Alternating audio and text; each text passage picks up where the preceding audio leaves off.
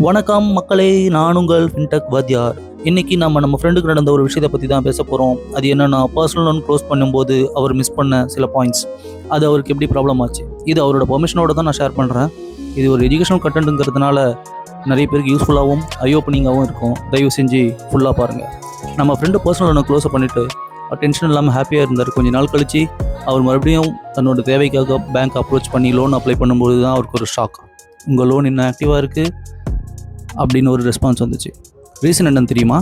அவர் NOC வாங்கலை, no due சர்டிஃபிகேட்டை வாங்கலை, நெக்ஸ்ட் அவரோட சிபில் அப்டேட்டும் ஆகலை. ஸோ நீங்கள் யாராவது ரீசெண்டாக க்ளோஸ் பண்ணிங்கன்னா இந்த 3 விஷயத்தை மறக்காதீங்க. ஃபர்ஸ்ட், கண்டிப்பாக என்ஓசி வாங்கணும். நம்பர் 2, சிபில் அப்டேட் ஆகுதான்னு செக் பண்ணணும். நம்பர் 3, உங்களோட ஆட்டோ டெபிட் ஆப்ஷனை கேன்சல் பண்ணணும். லோன் க்ளோஸ் பண்ணுறது ரொம்ப ஈஸி, பட் ப்ரூஃப் இல்லைனா ப்ராப்ளம் தான்.